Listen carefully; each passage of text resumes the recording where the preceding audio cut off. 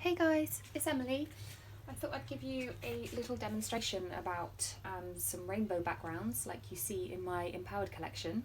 So I'm improvising a little bit because I've been teaching the children how we can use household objects to, for example, have our water.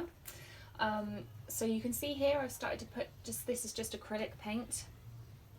Started to just put some colours down here. You can put them in any order you like. You can use more of one colour than another. So for this one I thought I'd have a lot more yellow than the other colours, just to bring in a little bit of spring sunshine.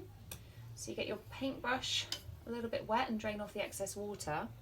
And then what you want to do is you want to create some swirl-like patterns with this. So you're kind of going in from, we choose your centre point, which as you can see isn't in the centre of the canvas as such, and take it right to the outside. And the secret is then to take your other yellow around and do all of your same colours first, because that will save on washing the brushes. You can see already how beautiful this yellow is, so curl it round. Now one thing you'll notice is that this does not have to be perfect at all. The beauty of a background of a painting is that it's really fluid, so it's just about feeling the freedom of the brush. And the beauty of acrylics is that their colours are so beautifully bright and they glide so well. This canvas is already primed, but you can use cardboard as your base, or you could use some paper. You can use anything really. So as you can see, this is starting to take shape and you're getting the movement in the canvas from using your base point. So we've got a bit more yellow here, so we'll take this one around this way. And you can see if the brush gets a little bit on the dry side, just dab it in some water again and it'll just make your paint go a little bit further.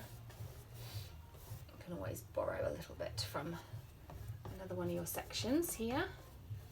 Now I've never actually done a video before, so I might be totally in the in the headshot of this, who knows, but I'm willing to go beyond my fears slightly to give you guys some encouragement.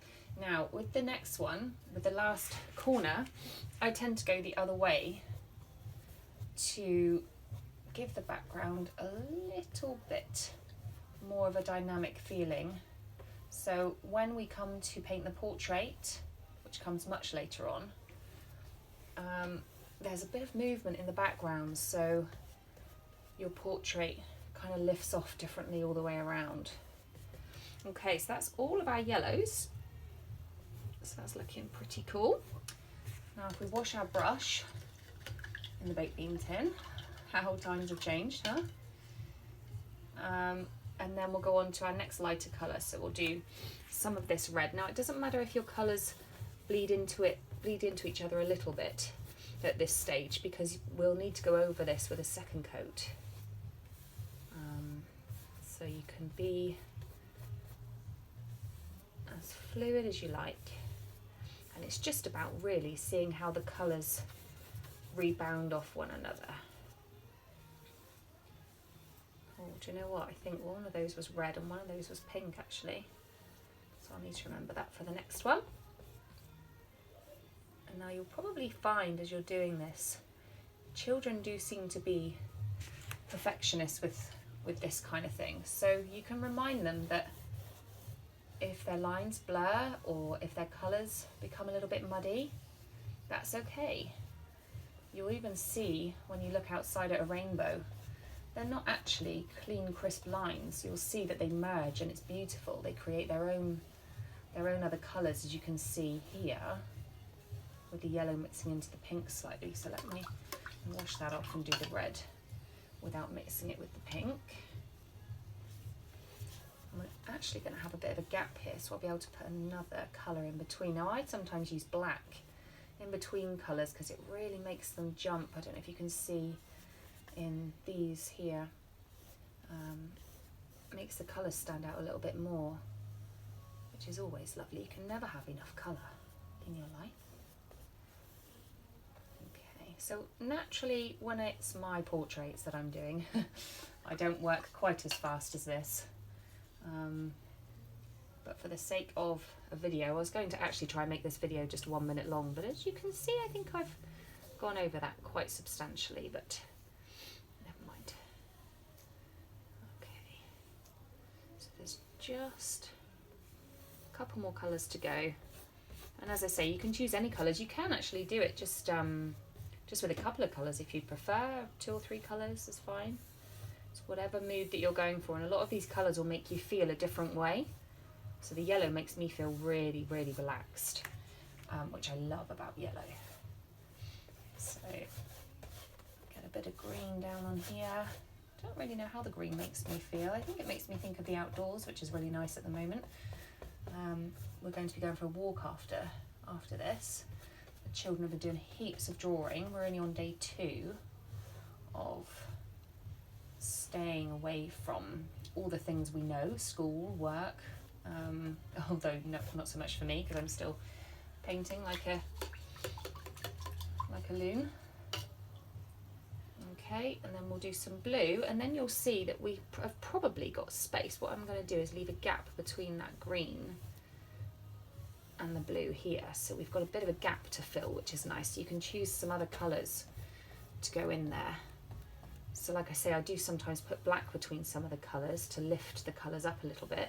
Alternatively, you could do white, but I tend to wait for the spray paint section. But with this one, I don't think I'll do spray paints because it's not really something that people tend to have in their cupboards. Okay, so with this one, I might actually leave a gap either side and just do a little bit of blue there. And as you can see already, the colours look amazing. I love the colours. Once you've got this background done, it gives you a bit of an idea of what you want to do over the top. So you could do a landscape over the top, you could do portrait over the top, you could just keep going abstract. Okay, so once you've got to this stage, it's basically up to you what you decide to do with these other colours. So I might put black in between all of these here.